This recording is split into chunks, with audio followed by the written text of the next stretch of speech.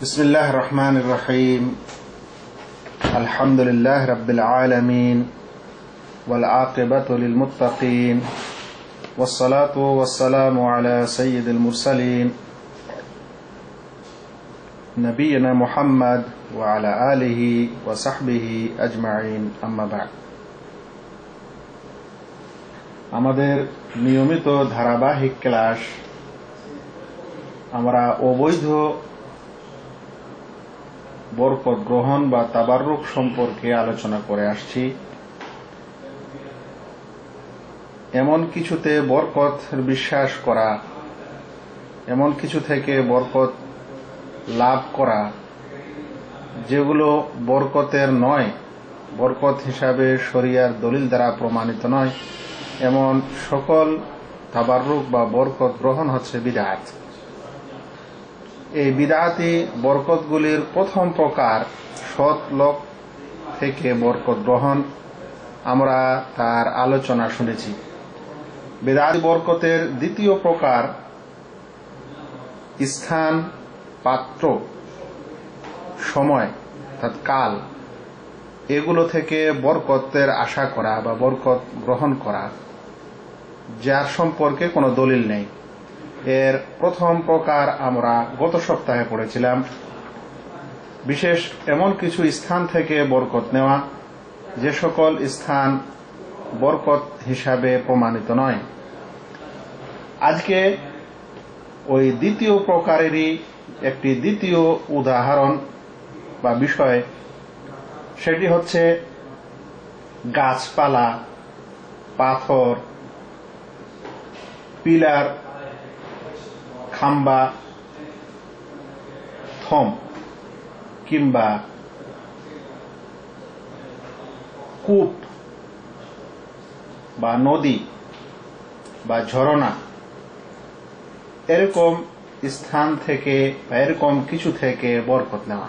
আরো একবার বলি, গাছপালা, পাথর, মাটি, কোন কূপ কিংবা কোন পুকুর বা নদী, নালা কিংবা কোন স্থানের থম, পিলার, এ সকল কিছু থেকে বরকত গ্রহণ করা যেগুলোর সম্পর্কে কোন শরঈ দলিল নেই, এরকম বরকত গ্রহণ করা, এরকম কিছু থেকে বরকত গ্রহণ করাকে বিদআতি তাবাররুক বা বিদআতি বরকত গ্রহণ করা বোঝায়। যেই উপমাগুলি বা যে নামগুলি আমি নিলাম, এগুলো থেকে মানুষ বরকত গ্রহণ করে কিভাবে? অনেকের ধারণা যে যেহেতু এই পাথরের উপর কোন নবী বসেছিলেন, ধরে নেন তারা অনুমান করে এইভাবে যে কোন নবী এই পাথরে বসেছিলেন বা এই পাথরে উঠেছিলেন বা এই পাহাড়ে উঠেছিলেন, তাই এই পাথরটি বা এই পাহাড়টি বরকতের। কিংবা তারা মনে করেন যে অমুক গাছের নিচে কোন নবী আশ্রয় নিয়েছিলেন, আরাম করেছিলেন, বা সেখানে তিনি যে কোনো কারণে অবস্থান করেছিলেন, সেই কারণে সেই গাছটি বরকতের। এরকম মনে করে গাছপালা বা পাথর বা স্থান থেকে বরকত মানুষ নেই। কিংবা তাদের অনেকে আবার স্বপ্ন দেখে যে অমুক গাছটি বা অমুক স্থানটি বা অমুক পাথরটি বরকতের। যখন স্বপ্ন দেখা হয় তখন সেই গাছটির হেফাজত শুরু হয়, সংরক্ষণ শুরু হয়। দেখা গেল লোকটি সকালে গিয়ে সেই গাছের স্থানকে সুন্দর করে পরিষ্কার করে দিল, ঘিরে দিল, আর দু চারটা কাপড় টেঙে দিল। কেন এরকম হচ্ছে? বলছে আমি স্বপ্ন দেখেছি এই গাছটা খুব বরকতের। এভাবে অনেক সময় কোন নবী বা অলি কোন কূপ থেকে পানি খেয়েছেন বা সেখানে তিনি গোসল করেছেন, সে কারণে সেই কূপটাকে বা সেই পুকুরটাকে বরকতের মনে করা হয়। এমনকি কোন অলির দরগাহের পাশে, সেই পাশে হোক, এমনকি দরগাহের কবরের উপর হোক, যদি কোনো কিছু নির্মাণ করা থাকে, গম্বুজ টম্বুজ, তাহলে সেগুলোকে বরকতের মনে করা হয়।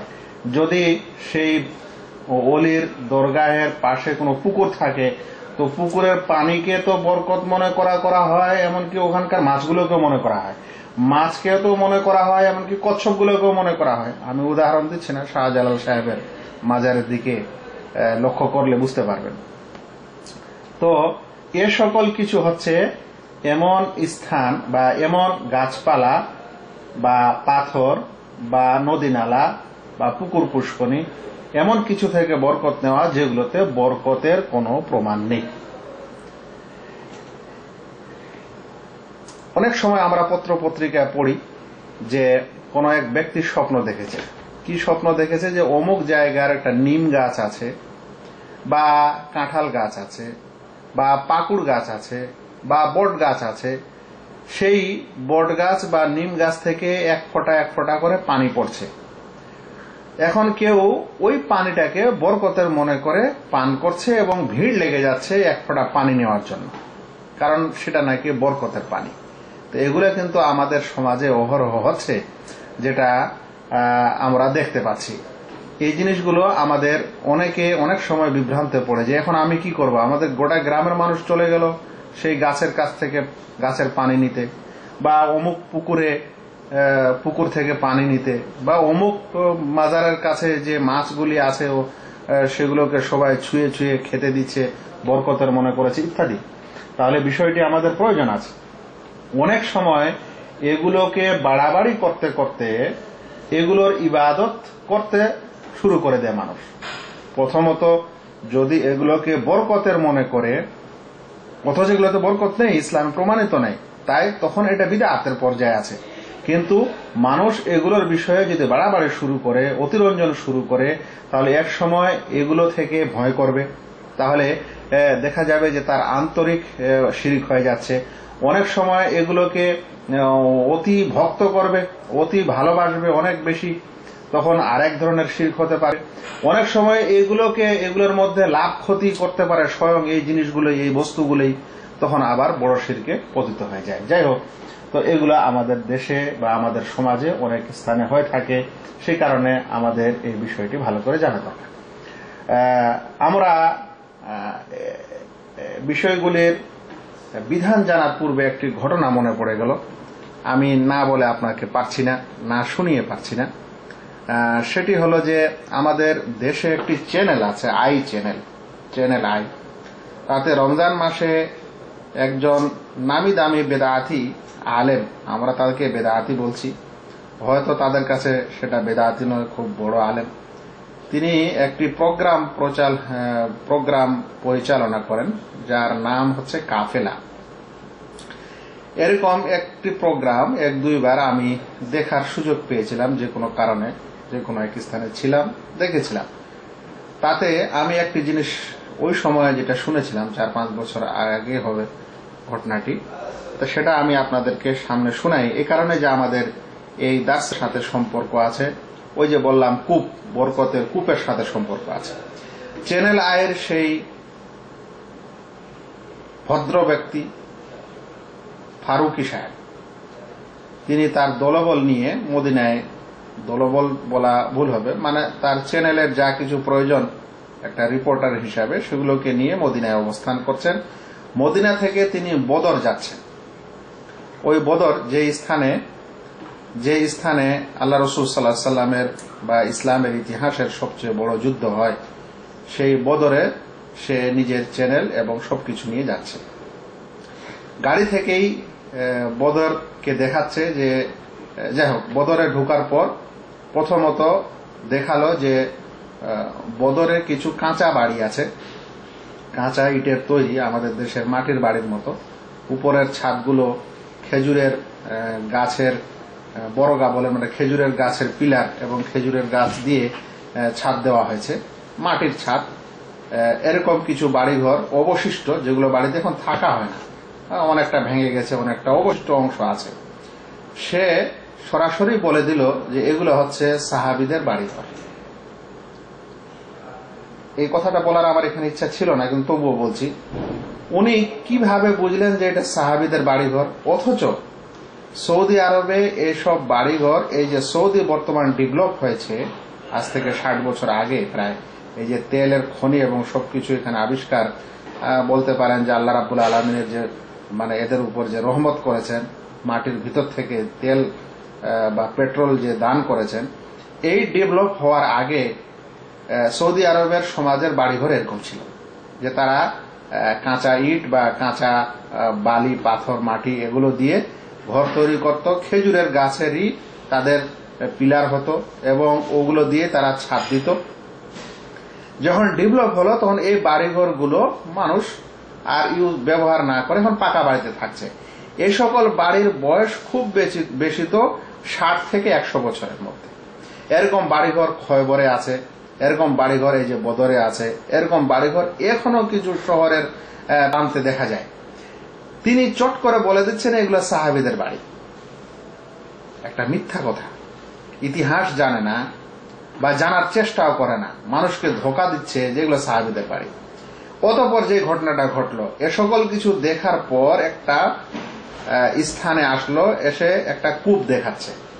বলছে যে আল্লাহ রাসূল সাল্লাল্লাহু আলাইহি সাল্লাম এই দিক দিয়ে একদা যাচ্ছিলেন, যাওয়ার পর এখানে বসেছিলেন। বসার পর তার লালা মোবারক মানে থুথু, লালা মোবারক এখানে পড়েছিল, তাই এখানে একটা কূপ হয়ে গেছে। আর এই কূপটা বরকতের কূপ। এই কূপের পানি পান করলে অনেক লাভ, অনেক ফায়দা, যেগুলো তারা আপনারা শুনে থাকেন। এই ঘটনাটা সে দেখাচ্ছে। এখন আল্লাহ রাসূল সাল্লাল্লাহু আলাইহি সাল্লামের এই ঘটনাকে কোন সিরাতবিদ বর্ণনা করেছেন ভাই? যে বদরে একটি এমন কূপ আছে। হ্যাঁ, ওই কূপের ঘটনা অবশ্যই এসেছে যে যখন যুদ্ধ হলো, মুশরিকদের অনেকেই মারা গেল, তখন এই বদরে কালিবে বদর, বদরের সেই কূপে ফেলে দেওয়া হয়েছিল। এটা পাওয়া যাচ্ছে এবং সেখানে মরদেহ, মুশরিকদের মরদেহকে ফেলা হয়েছিল। কিন্তু সে একটা এমন কূপের খোঁজ দিচ্ছে মানুষকে, বরকতি কূপ বলে, যার কোনো ইতিহাসে কথাই নেই।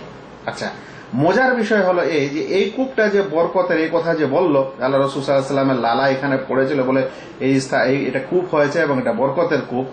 এই কূপটা বরকতের, এই জিনিসটার প্রমাণে সে কি করেছে, একজন সেই বদরে পেট্রোল পাম্পে তেল দেয়, পেট্রোল পাম্পে যে মানে পেট্রোল দেওয়া হয়, মেশিনের যে কর্মচারীগুলো থাকে পেট্রোল দেওয়ার জন্য, এরকম 10 বছর ধরে চাকরি করছে, এরকম একজন বাংলাদেশির কাছেই ইন্টারভিউ নিচ্ছে। ওকে বলছে, ভাই এই কূপটা সম্পর্কে আপনি কি জানেন? ও আবার বরকতের কথা বলছে, আমি 10 বছর ধরে এখানে আছি, এই সেই ব্যাপার। কূপটা বরকতের কোনো ইতিহাসের প্রমাণ নেই, কোন সহিহ সিরাতে এর কোনো প্রমাণ নেই, এর ব্যাখ্যা নেই, 1 নম্বর। দ্বিতীয় নম্বর হলো যে যদি কূপটা বরকতের হয়েই থাকে, তাহলে সেখানে সৌদিদের কাছ থেকে ইন্টারভিউটা নিতে হবে না আমাদের বাংলাদেশের কাছে নিতে হবে? আর সেই বাংলাদেশি 10 বছর ধরে আছে, এত বরকতের ও পেয়ে গেল, আর আশেপাশের কোনো মানুষের কাছে বরকতের খবর নাই, এগুলা কি ধরনের বিষয়? তো যাই হোক, আমি এই কারণে ঘটনাটি বললাম যে এখনো দেশের অনেক মানুষ এরকম কূপের বরকত, পুকুরের বরকত, অমুক তমুক বরকতের অনেক কিছু তাদের কাছে আছে, এবং আমাদের এরকম কিছু মানুষ বা এরকম কিছু চ্যানেলের পরিচালক, রিপোর্টার, তারা মানুষকে এরকম করে ধোঁকা দিচ্ছে। এই জিনিসটা এখানে থাকলো আমাদের এই সকল আলোচনার মধ্যে আজকে আছে।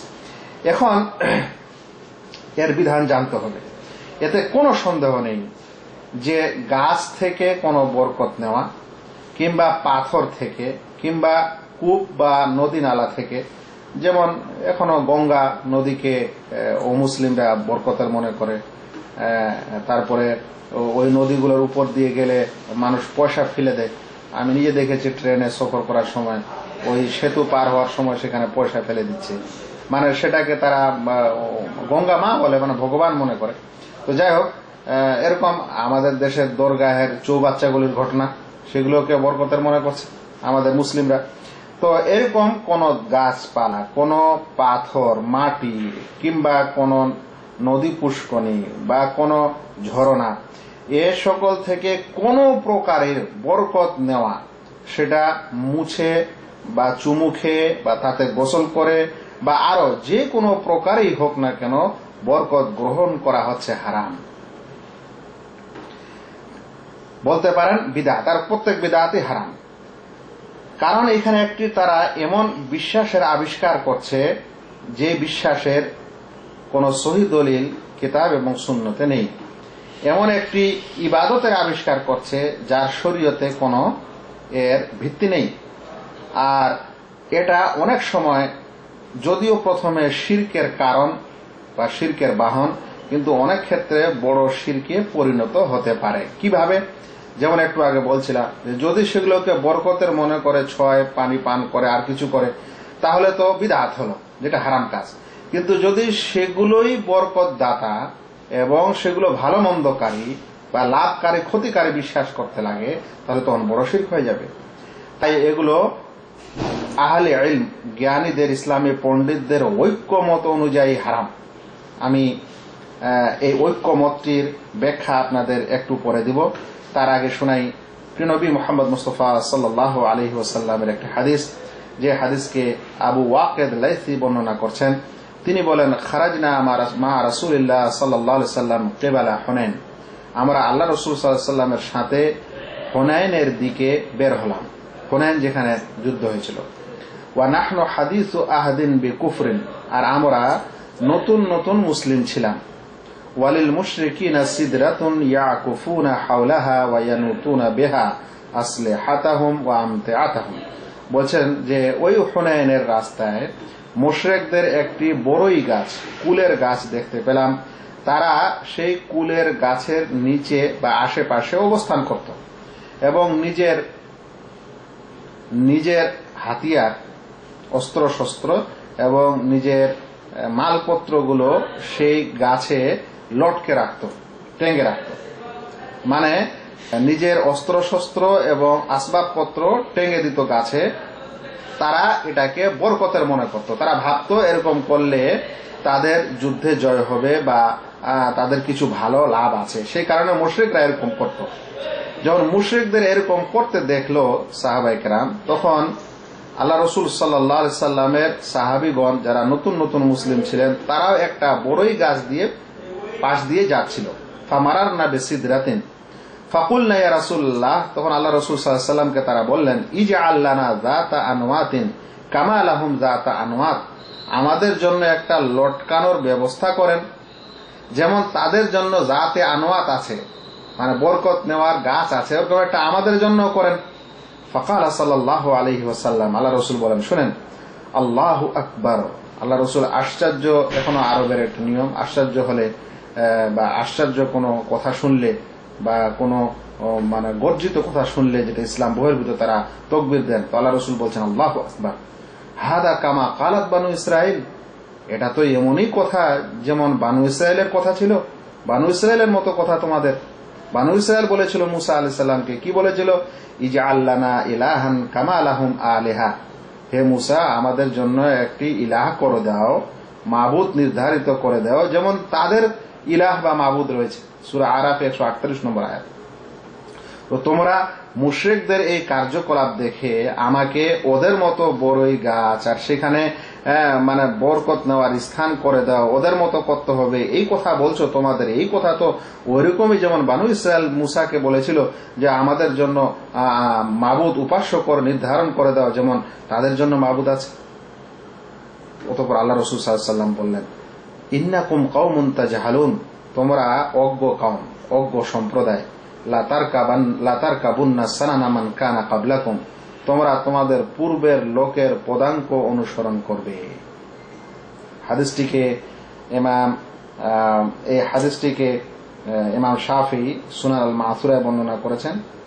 আব্দুর রাজ্জাক মুসান্নাফ ইবনে আব্দুর রাজ্জাকে বর্ণিত হয়েছে, আহমদ মুসনাদ আহমদ হয়েছে, তিরমিজিতে 2180 নম্বরে বর্ণিত হয়েছে, ইবনে হিব্বানে 6702 নম্বর হাদিস, এবং হাদিসটির সনদ সহিহ।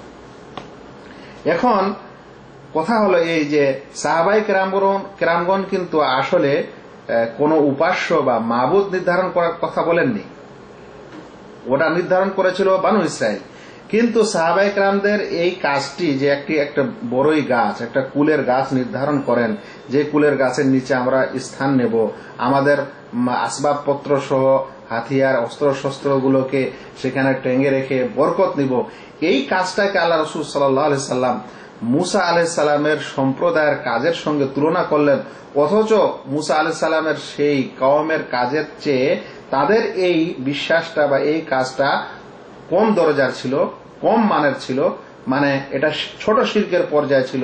তা সত্ত্বেও আল্লাহ রাসূল সাল্লাল্লাহু আলাইহি সাল্লাম বললেন যে তোমরা মুসা আলাইহিস সালামের কওমের মতো কথা বলছো, ওরা যেভাবে ইলাহ নির্ধারণ করার কথা বলেছিল তোমরা সেভাবে আবেদন করছো, তাহলে এই কাজটি কতখানি গর্জিত এটা বুঝতে হবে। তাহলে বুঝা গেল যে কোন গাছ বরকতের হয় না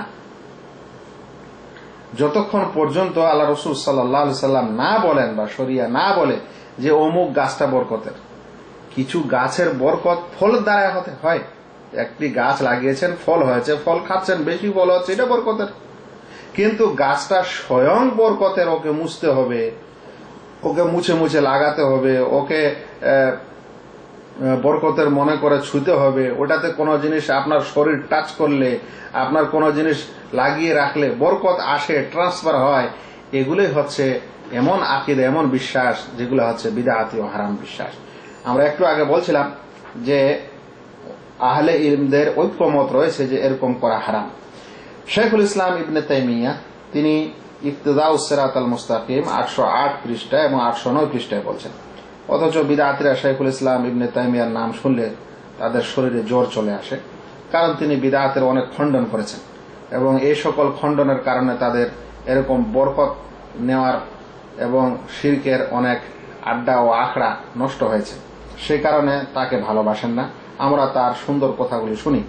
তিনি সেই বইয়ে বলছেন, ইত্তাফাকাল উলামাউ আলা মা মাদাত বিহি সুন্নাহ, বলছেন উলামায়ে কেরামের ঐক্যমত রয়েছে আলা মা বাদাত বিহি সুন্নাহ মিন আন্নাহু, যে নিয়ম অতিবাহিত হয়েছে, যে নিয়ম এর আগে অতিবাহিত হয়েছে, এই নিয়মে উলামায়ে কেরামদের ঐক্যমত রয়েছে আন্নাহু লা ইউশরাউল ইসতিলামু ওয়াত তাকবিলু লিমাকাম ইব্রাহিম আলাইহিস সালাম, যে মাকাম ইব্রাহিমকে না তো ছোঁয়া বৈধ আর না চুমু খাওয়া বৈধ। মাকাম ইব্রাহিমটা কি? যারা হজ করেছেন, উমরা করেছেন বা এমনি টেলিভিশন দেখেন, তারা দেখেন কাবা শরীফে কাবা ঘরে তওয়াফ করার সময় ওই স্থান, যে স্থানে ইব্রাহিম আলাইহিস সালাম, ইসমাইল আলাইহিস সালাম তারা যখন কাবা ঘর তৈরি করেছিলেন, এই যে পাথরের উপর উঠেছিলেন, উঠে কাবা তৈরি করেছিলেন, আল্লাহর বিশেষ অলৌকিক ক্ষমতায় একটি পায়ের ছাপ ইব্রাহিম আলাইহিস সালামের সেখানে ওই পাথরে হয়ে যায়। সেই পাথরটি এখন বাধাই করে ওখানে রাখা আছে, ওটাকে বলা হচ্ছে মাকাম ইব্রাহিম। তো বলছেন এই মাকাম ইব্রাহিমকে না তো ছোঁয়া যাবে আর না চুমু খাওয়া যাবে, এটা উলামায়ে কেরামের ঐক্যমত রয়েছে। আল্লাযী যাকারাহুল্লাহু ফিল কোরআন, ওই মাকাম ইব্রাহিম যার বর্ণনা কোরআনে এসেছে। আল্লাহ তাআলা বলছেন ওয়াত্তাখিযু মিন মাকাম ইব্রাহিম মুসাল্লা, তুমি মাকাম ইব্রাহিমকে নামাজ পড়ানোর স্থান বানিয়ে নাও, মানে ওখানে তুমি নামাজ পড়াও। ওর বর্ণনা কোরআনে এসেছে। ফাইদা কানা হাযা বিসসুন্নাহ আল মুতাওয়াতিরা ওয়া বিইত্তিফাকিল আইম্মা লা ইউশরাউ তাকবিলুহু বিল ফাম ওয়ালা মাসসুহু বিল ইয়াদ, যদি মুতাওয়াতির সুন্নতের মাধ্যমে এবং আইম্মায়ে কেরামের ঐক্যমত অনুযায়ী এটা প্রমাণিত হয় যে মাকাম ইব্রাহিমকে মুখ দিয়ে না তো চুমু খাওয়া বৈধ আর না হাত দিয়ে ছোঁয়া বৈধ, ফাগায়রুহু মিন মাকামাতিল আম্বিয়া আওলা আল্লা ইউশরা তাকবিলুহা বিল ফাম ওয়ালা মাসসুহা বিল ইয়াদ, তাহলে মাকামে ইব্রাহিম ছাড়া অন্য যে কোনো মাকাম, যে কোনো দাঁড়ানোর স্থান, যে কোনো নবীদের স্থান যেখানে তারা চলাফেরা করেছে বা বসেছে, সেগুলোকে ছোঁয়া বা চুমু খাওয়া কেমন করে যায় যেতে পারে?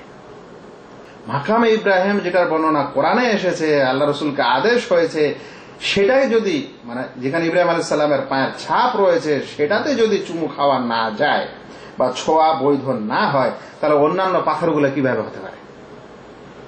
শাইখুল ইসলাম ইবনে তাইমিয়ার যুক্তি শুনলেন, চিন্তা করার বিষয়।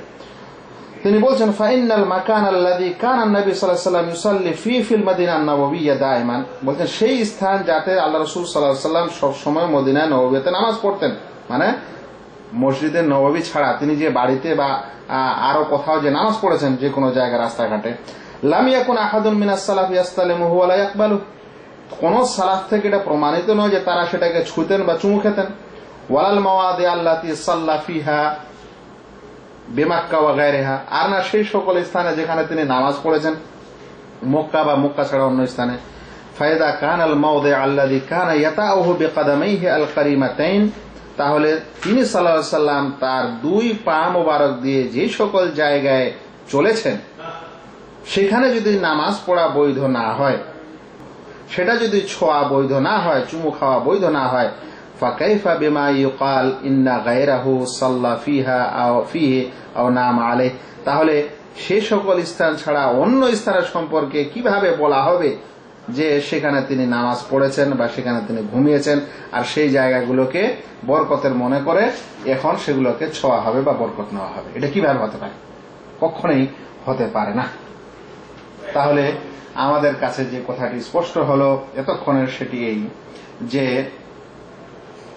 এমন স্থান, এমন গাছপালা বা এমন পাথর বা এমন অবশিষ্ট অংশ চিহ্ন যেটাতে বরকত প্রমাণিত নয়, বরকত আছে এরকম কোন দলিল প্রমাণ নেই, সেগুলোকে বরকতের মনে করা হারাম, বিদআত। যেমন আমরা আবু ওয়াকিদ লাইসি রাদিয়াল্লাহু তাআলা আনহুর হাদিসে শুনলাম, অতঃপর ইবনে তাইমিয়া রাহমাতুল্লাহ আলাইহির যেই উক্তিটি ছিল সেটিও আমরা শুনলাম।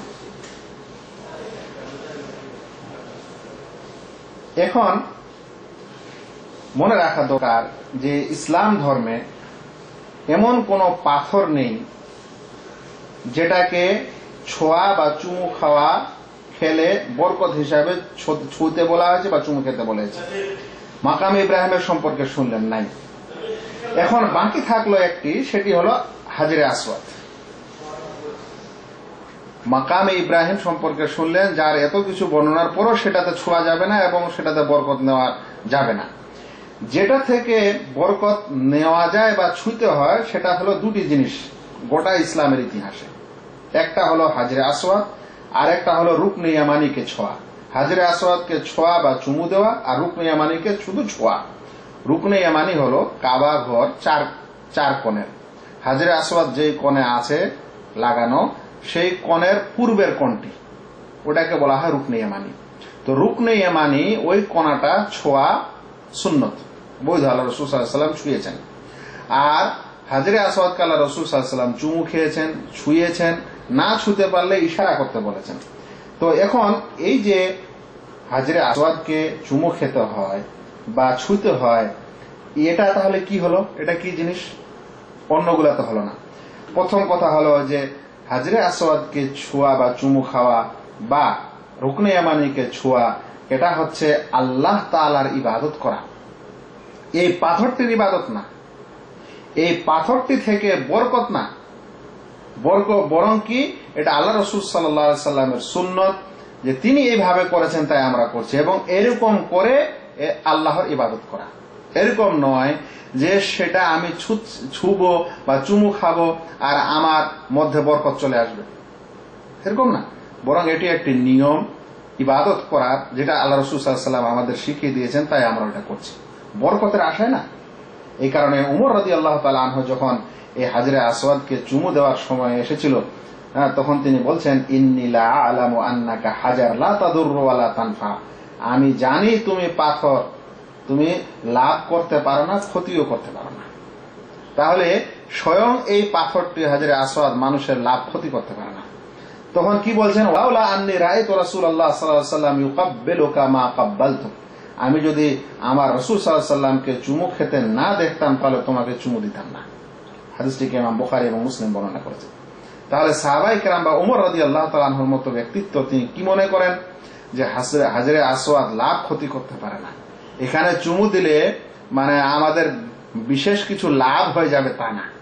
কিন্তু আল্লাহ রাসূল সাল্লাল্লাহু আলাইহি ওয়াসাল্লাম যেহেতু দিয়েছেন, এইভাবে করে যেহেতু তিনি ইবাদত করেছেন, সে কারণে আমরা এরকম করে আল্লাহর ইবাদত করছি, এই পাথরের কখনোই আমরা ইবাদত করি না।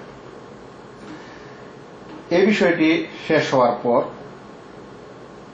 একটি জিনিস আরো মনে রাখতে হবে, উমর রাদিয়াল্লাহু তাআলা আনহুর এই কথা যে আমি জানি তুমি পাথর লাভ ক্ষতি করতে পারো না, রাসূল সাল্লাল্লাহু আলাইহি ওয়াসাল্লামকে যদি আমি না দেখতাম তাহলে আমি তোমাকে চুমু খেতাম না, এই কথার ব্যাখ্যায় অনেকে অনেক সুন্দর সুন্দর কথা বলেছেন।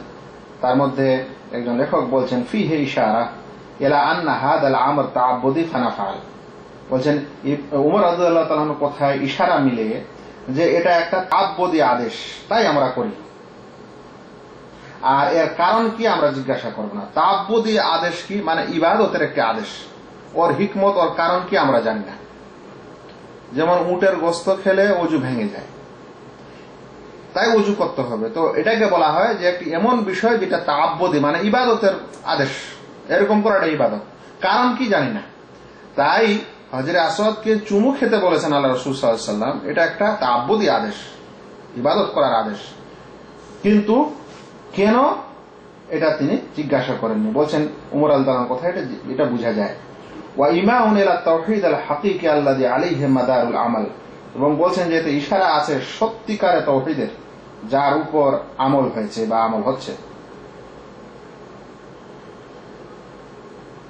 এমনকি তিবি একজন লেখক, তিনি বলছেন যে উমর রাদিয়াল্লাহু আনহু এই কারণে বলেছিলেন যেন যারা নতুন মুসলিম তারা যেন ধোঁকা না খায়, যে যারা পাথরের এর আগে ইবাদত করত, মূর্তির ইবাদত করত, করার পর মুসলমান হওয়ার পর, ইসলাম গ্রহণ করার পর পাথরকে চুমু খাচ্ছে, তারা যেন এটা ধোঁকা না খায় যে এই পাথরটি যেমন আমাদের মূর্তির সম্পর্কে ওদের বিশ্বাস ছিল লাভ ক্ষতির, এরকম এই পাথরেও লাভ ক্ষতির বিশ্বাস আছে, এর মধ্যে এরকম কিছু হতে পারে। এই জিনিস যেন তাদের অন্তরে না থাকে, এই বিশ্বাস যেন না থাকে। সেই কারণে উমর রাদিয়াল্লাহু তাআলা আনহু এই কথা বলেছিলেন যে এটা লাভ ক্ষতি কিছু করতে পারে না, বরং আমরা শুধু আল্লাহ রাসূল সাল্লাল্লাহু আলাইহি ওয়াসাল্লামে এরকম করতে দেখেছি, এইভাবে এই ইবাদতটি করতে দেখেছি বলে আমরা এরকম করছি। একটি কথা মনে রাখা দরকার এরপরে, যে এরকম যাবতীয় গাছ এবং বরকতের গাছ হিসাবে যেগুলো দেশে আমরা দেখি, কত গাছ দেখবেন। একটি কথা আমার মনে মাথায় আসছে সব সময়, যে বট গাছ আর পাকুড় গাছ, এই দুটি গাছকেই আমাদের দেশের অধিকাংশ মানুষ, বিশেষ করে মন্দির দেখবেন হয় বট গাছের নিচে নাহলে পাকুড় গাছের নিচে, আর যতগুলো দরগা দেখবেন কাছাকাছি এরকম বট গাছ আর পাকুড় গাছ, এর নিচেই এই সকল কিছু মানে শিরকের আড্ডা তৈরি হয়। ও মুসলিমদের দেখি তারা মন্দির, আর মুসলিমদের দেখি এই দরগা। আর এই বট গাছ আর বড়ই গাছও, এখনো বড়ই গাছে দেখবেন যে তেনা কাপড় চোপড় টেঙে দেয়, এখন ওগুলা তৈরি হয়।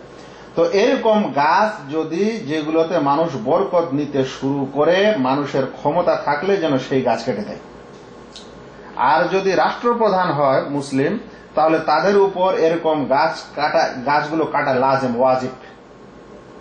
আর এরকম যদি কূপ, নদী অমুক তমুক হয়, তাহলে সেগুলোকে নষ্ট করা ওয়াজিব। যদি ঝরনা অমুক তমুক নিচে থেকে পানি বের হয়, এরকম স্থানকে যদি কেউ বরকতের মনে করে, তাহলে সেগুলোকে রাষ্ট্রপ্রধানের আন্ডারে, যদি ওরকম দেশ থাকে, এগুলো যদি হয়, তাহলে সেগুলোকে নষ্ট করে দেওয়া, কেটে ধূলিসাৎ করে দেওয়া তাদের উপর ওয়াজিব।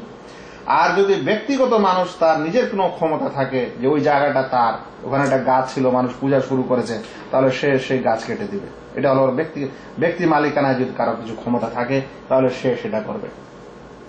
কারণ যে সকল পাথর ও গাছ দিয়ে মানুষ বরকত নিতে শুরু করে, সেটা ধীরে ধীরে শিরকে পরিণত হতে পারে। এই কারণে আমাদের পড়ার বিষয় যে শিরকের বাহন, এগুলো হচ্ছে শিরকের বাহন, মানে শিরকের দিকে নিয়ে যায়। উমর রাদিয়াল্লাহু তাআলা আনহু সেই গাছকে কেটে দেন যে গাছের নিচে বায়াতে রিজওয়ান হয়েছিল। বায়াতে রিজওয়ান সুলহ হুদায়বিয়ার সময় আল্লাহ রাসূল সাল্লাল্লাহু আলাইহি ওয়াসাল্লাম যে গাছের নিচে সাহাবীদের হাতে হাত রেখে অঙ্গীকার করেছিলেন, সেটাকে বায়াতে রিজওয়ান বলা হয়। সেই বায়াতে রিজওয়ান হওয়ার পর সাহাবায়ে কেরাম যখন উমর রাদিয়াল্লাহু তাআলা আনহুর যুগে কিছু তাবেঈ বা নতুন মুসলিম, তারা সেই গাছটাকে, সেখানকার কোন এক গাছকে বরকতের মনে করে লোকজনের সেই গাছের নিচে আসা যাওয়া শুরু হয়েছিল, যে এই গাছের নিচে বায়াত হয়েছিল, তাহলে এই গাছের বরকত আছে বা আর কিছু আছে, এরকম বিশ্বাসের সাথে আসা যাওয়া শুরু হয়েছিল। হওয়ার কারণে উমর রাদিয়াল্লাহু তাআলা আনহু সেটাকে কেটে ফেলার আদেশ করেন।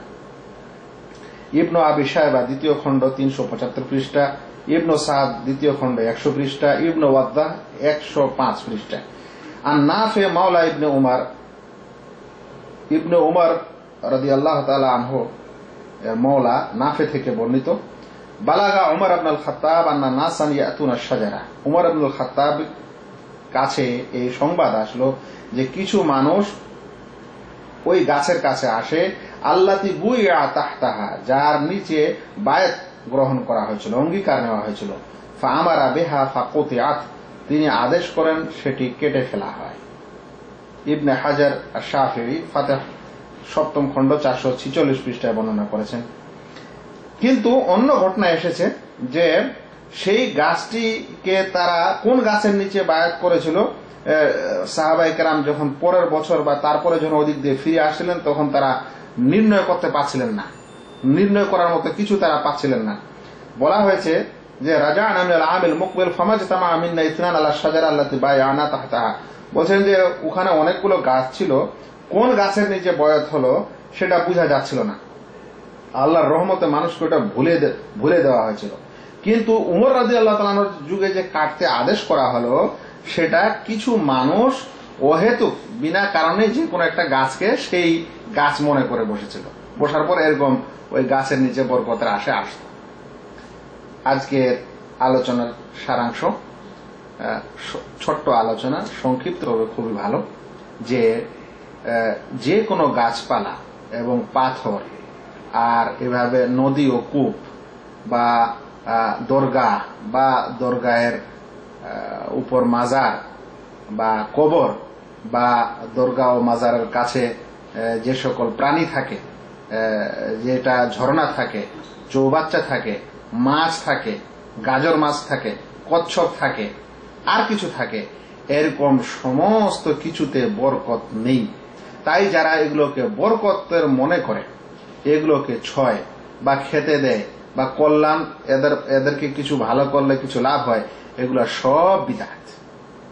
আর এগুলো তখন শিরকে পরিণত হয় যখন কেউ মনে করে যে এইগুলো স্বয়ং আমাদের লাভ ক্ষতি করতে পারছে। একটা গাজর মাছ আমাকে সন্তান দিতে পারে, বা একটা গাজর মাছের মধ্যে, এই দরগাহের গাজর মাছের মধ্যে এটা ক্ষমতা আছে যে এর মাধ্যমে আমার কল্যাণ হবে, এই দরগাহের কাছে থাকার কারণে, তাহলে এটা শিরক। এগুলোকে ভয় করা আন্তরিক শিরক, এগুলোকে বেশি মহব্বত করা আন্তরিক শিরক, যেগুলো আমরা এর আগে পড়াশোনা করেছি। তাই এরকম করা যাবে না। যে সকল মানুষ স্বপ্ন বা আরো অন্যান্য ক্ষেত্রে কোনো গাছ পায়, কোনো জড়ি পায়, কোনো ঔষধ পায়, পাওয়ার পর সেগুলোকে বরকত মনে করে মানুষকে দেয়, এগুলো হচ্ছে বিদআত। তবে যদি কোনো এরকম গাছ থাকে, আল্লাহ রাব্বুল আলামিন কোথাও এমন গাছ, অনেক দুনিয়াতে অনেক গাছ গাছালি আছে যেগুলো কবিরাজরা ঔষধ হিসাবে ব্যবহার করে, যদি কোনো গাছের মধ্যে কোনো এমন একটা বিষয় থাকে যেটা বিজ্ঞদের কাছে প্রমাণিত, ওই সকল ব্যক্তির কাছে প্রমাণিত যারা গাছকে চিনেন বা গাছের ঔষধ জানেন, তাদের কাছে যদি প্রমাণিত হয় যে অমুক গাছটা যদি পিষে হাত ভেঙে গেলে যদি লাগাই দেন তাহলে হাত জোড়া লাগে, তাহলে সেটাকে ওষুধ হিসাবে ব্যবহার করার কোনো অসুবিধা নেই। কিন্তু যেটা অপ্রমাণিত তারপরও সেটা বরকতের মনে করা হয়, গাছের আঠাকে, গাছের রসকে, তাহলে সেগুলো অবশ্যই বিদআতের। এরকম সবকিছু বিদআত, এগুলো থেকে দূরে থাকতে হবে। আমরা শুনলাম যে আল্লাহ রাসূল সাল্লাল্লাহু আলাইহি ওয়াসাল্লামের যুগে একজন কিছু সাহাবী তারা আল্লাহ রাসূল সাল্লাল্লাহু আলাইহি ওয়াসাল্লামকে বলেছিলেন যে মুশরিকদের যেমন বড়ই গাছ আছে, ওটাতে যেমন তারা তার নিচে আশ্রয় নিয়েছে বরকতের আশায়, কল্যাণের আশায়, আমাদের এরকম একটা করা হোক। আল্লাহ রাসূল সাল্লাল্লাহু আলাইহি ওয়াসাল্লাম আশ্চর্য তাকবীর দিয়ে তারপরে বলেছিলেন যে তোমরা ওরকমই কথা বলছো যেরকম মুসাকে তার কওম বলেছিল যে আমাদের জন্য ইলাহ তৈরি নির্ধারণ করে দেন, যেমন বনু ইসরাঈলদের জন্য ইলাহ আছে, কখনো তোমরা এরকম করবে না। এরকম করলে তারপরে বলছেন আল্লাহ রাসূল যে তোমরা পূর্বের লোকদের পদাঙ্ক অনুসরণ করবে, মানে এর আগের লোকেরা যেরকম এভাবে শিরক করেছে সেভাবে তোমরা করবে, ওদের মতোই তোমরা এরকম বরকতের আর কিছুর আশায় করে আল্লাহ ব্যতীত অন্যের উপাসনা তোমরা শুরু করবে। আমরা আরো আলোচনা শুনলাম যে যেটা হাজরে আসওয়াদ, বিশেষ করে যেটা আমরা হাজরে আসওয়াদকে চুমু খাই বা যেখানে ছুতে হয় বা রুকনে ইয়ামানিকে, সেটা একটা আদেশ, তাআব্বুদি আদেশ, ইবাদতের একটি আদেশ মাত্র, সেই আদেশ পালন করা হয়। সেই হাজরে আসওয়াদকে বরকতের মনে করা হয় না বা তার থেকে বরকত নেওয়ার উদ্দেশ্য থাকে না, বরং আল্লাহ রাসূল সাল্লাল্লাহু আলাইহি ওয়াসাল্লামের সুন্নত পালন করার উদ্দেশ্য থাকে। এমনকি কাবা শরীফের বা কাবা ঘরের সেই পাথরগুলি থেকেও কোনো বরকতের আশা করা যাবে না, বরং সেটা একটা নিছক পাথর, আর তার মাধ্যমে কাবা ঘর তৈরি হয়েছে, সেই পাথর ভালো মন্দ করার কোনো ক্ষমতা রাখে না। আমরা শাইখুল ইসলাম ইবনে তাইমিয়ার একটি কোটেশনও শুনেছিলাম। আল্লাহ তাআলার কাছে দোয়া করি আল্লাহ যেন আমাদের প্রত্যেক ভাইকে দিনের সহি জ্ঞান, কোন জিনিসে বরকত আছে কোন নেই, এগুলো জেনে বুঝেই যেন বরকত নিতে যাই, নচেত এরকম বেদাতি বরকত, অতঃপর বেদাতের সাথে সাথে আরো শিরকি বেদাতে যেন আমরা লিপ্ত না হই। ওমা আলাইনা ইল্লাল বালাগ। আসসালামু আলাইকুম ওয়া রাহমাতুল্লাহি ওয়া বারাকাতুহু।